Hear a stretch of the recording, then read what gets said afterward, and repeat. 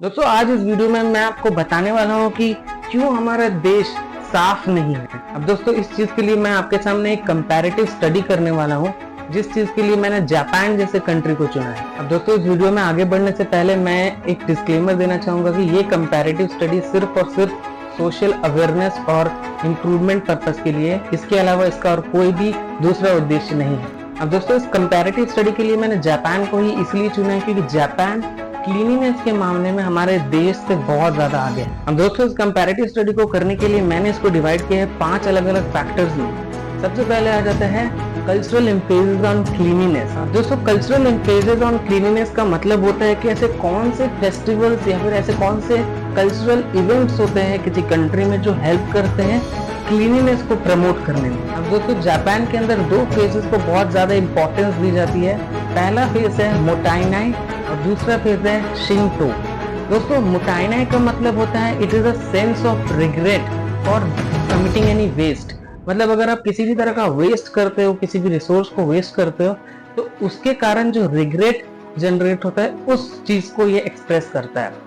और शिंटो का मतलब होता है ये प्योरिटी और क्लीनिनेस को एक्सप्रेस करता है। अब दोस्तों जापान इन दोनों ही फ्रेजेस को अपने कल्चर का बहुत बड़ा पार्ट मानती है और बहुत ज्यादा इंपॉर्टेंस देती है, जिसके डेली प्रैक्टिस के कारण आज आप देख सकते हो कि जापान कितना ज्यादा क्लीन कंट्री बन चुका है। दोस्तों अगर इंडिया की बात करें तो कल्चरल एम्फेसिस ऑन क्लीनिनेस के बेसिस पे इंडिया भी बहुत ज्यादा पीछे नहीं है, क्योंकि इंडिया में भी बहुत सारे ऐसे फेस्टिवल्स है जहाँ पर हम क्लीनिनेस को प्रमोट करते हैं। फॉर एग्जाम्पल दिवाली जैसे फेस्टिवल्स में हम अपने आसपास के सराउंडिंग्स को क्लीन करते हैं और इन्वायरमेंट को बिल्कुल साफ रखते हैं। और नवरात्रि भी एक बहुत अच्छा एग्जाम्पल है इस चीज का। लेकिन दोस्तों प्रॉब्लम ये है कि हम इन चीजों को डेली बेसिस पे प्रैक्टिस नहीं करते हैं।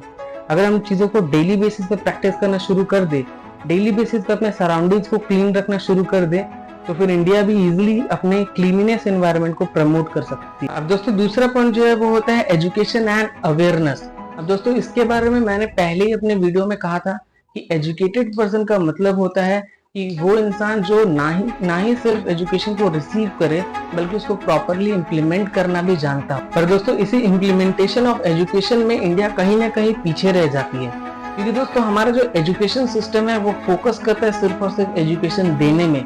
इसका फोकस इम्प्लीमेंटेशन ऑफ एजुकेशन में बहुत कम हो गया, क्योंकि दोस्तों हमारा एजुकेशन सिस्टम हमको ये तो सिखा देता है कि कैसे एनवायरनमेंट को क्लीन रखना है, कैसे वाटर का कंजर्वेशन करना है, लेकिन हम लोगों को कभी भी प्रैक्टिकली वो चीज करवाया नहीं जाता है। कभी भी प्रैक्टिकली हम लोग से स्कूल की साफ सफाई नहीं करवाई जाती है, जहाँ पर इस चीज का डेली इम्प्लीमेंटेशन बहुत ज्यादा जरूरी है, जिससे कि बच्चों के मन में अवेयरनेस क्रिएट होगा और उनको इम्पोर्टेंस ऑफ क्लीनिनेस के बारे में पता चलेगा। और अगर हम लोग जापान की तरफ देखें तो वहाँ पर ये चीज ऑलरेडी प्रॉपर तरीके से इम्प्लीमेंट हो चुकी है, जहाँ पर स्कूलिंग खत्म होने के बाद स्कूल के बच्चे ही स्कूल की साफ सफाई करते हैं। दोस्तों तीसरा जो पॉइंट है वो है क्लीनिनेस मेंटालिटी। अब अगर आप यहाँ पर बात करोगे मेंटालिटी के बारे में तो इंडिया एक्चुअली में बहुत पीछे है जापान से मेंटालिटी को लेकर। फॉर एग्जांपल अगर अभी आप अपने घर से बाहर निकल जाओगे, आपको कम से कम 3 से 4 लोग दिख जाएंगे जो रोड पे स्प्लिट कर रहे हैं। और दोस्तों इसी तरह की एक्टिविटीज एक्चुअली में देश के लोगों के मेंटालिटी को प्रेजेंट करता है। दोस्तों चौथा पॉइंट जो है वो होता है वेस्ट मैनेजमेंट सिस्टम। दोस्तों वेस्ट मैनेजमेंट सिस्टम एक्चुअल में बहुत बड़ा इम्पैक्ट डालता है क्लीनिनेस को लेकर के। दोस्तों वेस्ट मैनेजमेंट सिस्टम के लिए जापान जो है वो बहुत ज्यादा एडवांस टेक्नोलॉजी का इस्तेमाल करती है। उन्हीं टेक्नोलॉजी में से एक प्रोसेस जो है वो होता है इंसिनरेशन और रिकवरी ऑफ एनर्जी। दोस्तों इंसिनरेशन और रिकवरी ऑफ एनर्जी का मतलब होता है एक्चुअली में ये तरीका जो यूज होता है वो वेस्ट के वॉल्यूम को कम करने के लिए यूज होता है। उसके साथ साथ ये जो तरीका है वो इलेक्ट्रिसिटी जनरेशन में भी हेल्प करती है। दोस्तों ये जो इंसिनरेशन प्रोसेस है ये जापान में बहुत अच्छे से इम्प्लीमेंट हो चुका है, पर इंडिया में अभी भी ये तरीका प्रॉपरली इम्प्लीमेंट नहीं हुआ है। इंडिया में सिर्फ 5 ही ऐसे स्टेट्स है जहां पर ये तरीका इम्प्लीमेंट हुआ है, जैसे दिल्ली, मुंबई, तेलंगाना, तमिलनाडु और गुजरात। दोस्तों लास्ट फैक्टर जो है वो है अर्बनाइजेशन एंड पॉपुलेशन डेंसिटी। अब दोस्तों अर्बनाइजेशन का मतलब होता है conversion of a village area into a city area. मतलब आप रूरल एरिया को जब अर्बन एरिया में कन्वर्ट करते हो इस चीज को हम लोग अर्बनाइजेशन बोलते हैं। मतलब सीधी लैंग्वेज में अगर मैं बात करूँ तो अनडेवलप्ड जगह को डेवलप्ड जगह में कन्वर्ट करना, इसको हम लोग बोलते हैं अर्बनाइजेशन। अब दोस्तों वर्ल्ड वॉर 2 के बाद में जापान के अंदर अर्बनाइजेशन का प्रोसेस काफी तेजी से हुआ था। इसी के साथ साथ उन्होंने बहुत सारी ऐसे टेक्निक्स का भी इस्तेमाल किया जो क्लीनिनेस को प्रमोट करे।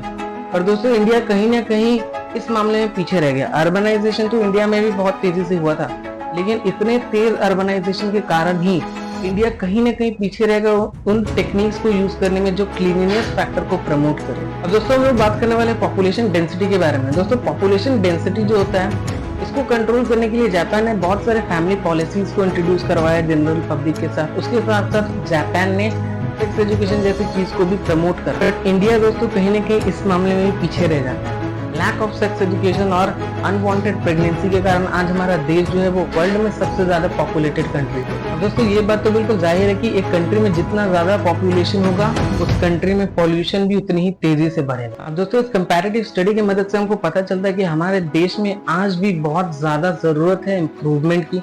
अभी भी बहुत सारी ऐसी चीजें हैं जिनमें हम बहुत पीछे हैं। अब दोस्तों अगर आपको ये वीडियो पसंद आई होगी तो इस वीडियो को लाइक करते जाना, इस वीडियो को शेयर करना अवेयरनेस फैलाने के लिए, और अगर चैनल में नए हो तो सब्सक्राइब करते जाना। तब तक के लिए हम लोग मिलते हैं किसी अगले वीडियो में। बाय।